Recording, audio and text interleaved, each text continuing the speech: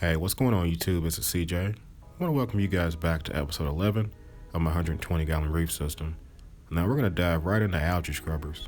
Basically going to walk you guys through the full timeline and everything you can expect and the results from using one of these Santa Monica Rain2 algae scrubbers. Let's jump to it.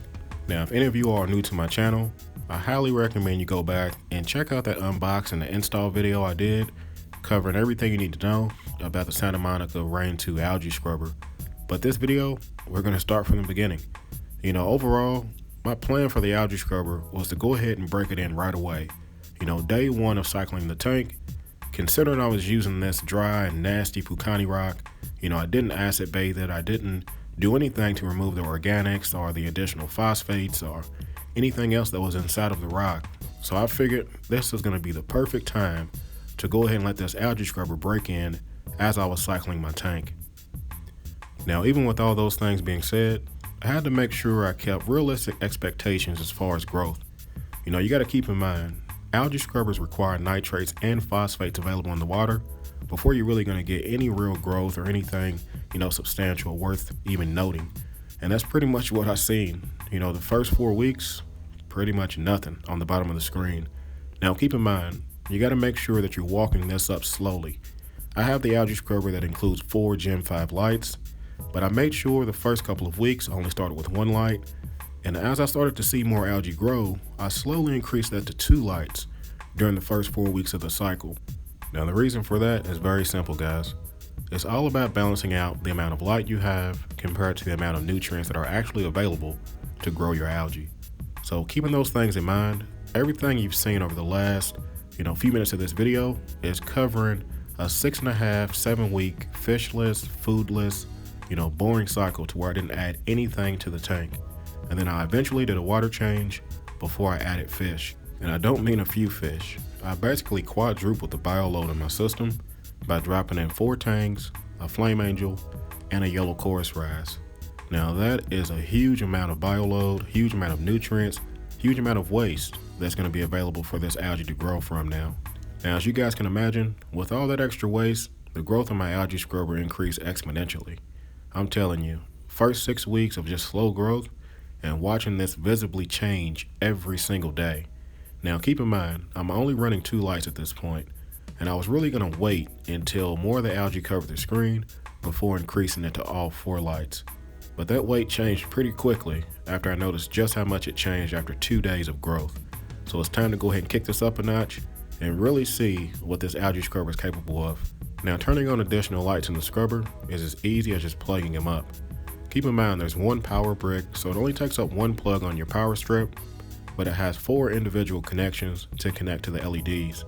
Now, one great thing about this scrubber is the LEDs are waterproof, and the cords that connect to the LEDs can actually fit and run outside of my cabinet to where if anything happened and this algae scrubber got fully submerged, it wouldn't be a problem at all. When I first installed this scrubber on my system, I got a bunch of comments and concerns about the size of the scrubber. Is it big enough to handle your tank, or what size scrubber should I get for my tank? And I kind of asked those people this question: how much food are you going to feed your tank? How many fish are you going to have in your system? Because sizing an algae scrubber is purely based off the nutrients that are going to be available. So that's why I knew this algae scrubber was going to be perfect for me. Now this Rain2 system has 4 LEDs, basically lighting the screen from both sides, and is rated to handle up to 2 cubes of mysis, 20 pinches of flake, 10 square inches of nori, or 5.6 grams of pellets. Now that's what it's rated to handle, but honestly guys, I've discovered that it can actually handle more.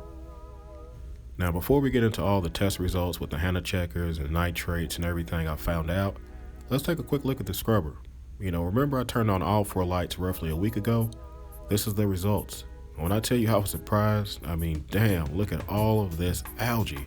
I did not expect there to be an explosion of growth like I noticed. It completely filled the screen. That bald spot that was in the middle, completely full. It's growing over top of itself, and it's honestly growing out of the scrubber box. It's starting to make its way out of the drain pipe on the bottom, and I've even noticed it floating into my return pump, kind of clogging it. So this is definitely a sign of great things to come with this algae scrubber. And for those that are curious, how did this happen? It's based off lighting and nutrients, guys. feeding the tank, 2 cubes of mice a day, all the fish and tank poop, and the 4 lights being running 24/7 has pretty much generated the maximum amount of growth possible that I could get from this scrubber. So with all that being said, it's finally time to do my first harvest on the algae scrubber. As you guys notice, super easy to remove. I just basically pull the standpipe, pull the baseboard, and take it to the sink. Didn't even have to turn off the manifold, as you can tell, not much flow, so no worries there. So now the fun part begins. Now for anyone that's new that's wondering, why are you even doing this? It's all about export, guys. Keep in mind, this algae grows from nitrates, phosphates, those dissolved organics in the water column, and whatever else it uses to grow, and it's all trapped inside of it. So if I don't effectively, harvest it and export it from my system, then I'm not helping anything. There's no point in having it. So from what I can tell with the growth that I've noticed, I could easily harvest this once every 7 to 10 days, and I should have a full screen, just like you see right now. Now, just in case some of you guys didn't notice, I did not over clean the screen. It's very important to leave some algae left because that's basically going to be what feeds and seeds the next batch to grow. If I went to town, put this under tap water, a brush, and completely clean every last spick and speck of algae off of the screen, I would effectively start the whole process over. Now, even though this algae scrubber is not really part of my biological filtration, tap water wouldn't have hurt anything. I don't want to overdo it and mess up the balance that's already taking place with how fast it's growing and how productive this screen is actually growing for me. So what happens to all this leftover algae? I could easily just toss it all and throw it away, but it has a dual purpose. I can either use it as fertilizer outside, or I can feed it to the fish. It is a naturally grown algae, and I do have tangs that love to eat it. So, it does cancel out the fact that it's exporting because I'm putting it back in the system, but it never hurts to give the tangs a fresh, homegrown snack every now and then to keep them happy and healthy. Now, for those of you all that are curious about the results, here they are, guys. Keep in mind, when I first started this tank, I had phosphates reading 0.51. Basically everything leaching from all the organics breaking down in that Bucani rock, and I didn't bend, I didn't give in, I didn't add any phosphate media, phosphate RX, any PhosGuard, any GFO, I didn't add any of it. And what you can see now is the results. 3 on the ultra low phosphorus Handle checker is the same as 0.009 phosphates. That is a significant drop over 8 weeks, and my nitrates are undetectable. Now, after tracking the results of this scrubber for the last 8 weeks, I can safely say this thing is the real deal. And for anyone out there that's still debating if you want to try an algae scrubber, definitely go for it. It's going to do a great job of naturally reducing the things you want to reduce without having to buy GFO and any of those chemical medias to keep your phosphates and nitrates in check. Why not go natural and let it all do the work for you? Now, with all that being said, there isn't such a thing as something being too efficient, meaning the phosphates are dropping too fast in my tank at this point. A drop from 0.51 to 0.009 is good for some, but it's going to hit 0 really, really quick, and I don't want to run into the problem to where my system is actually too clean and deprived of phosphates when my corals need it. So what's going to be the easiest way to balance out this situation? Well, honestly, guys, turning off the algae scrubber. Well, not literally turning it off, but turning down the photo period, because its production is all based off how long the lights are left on. So I'm basically going to reduce it from 24 hours a day to around maybe 18 or 17 hours a day. Check my parameters to see if it's enough. If not, I'll reduce it more or turn off some of the lights.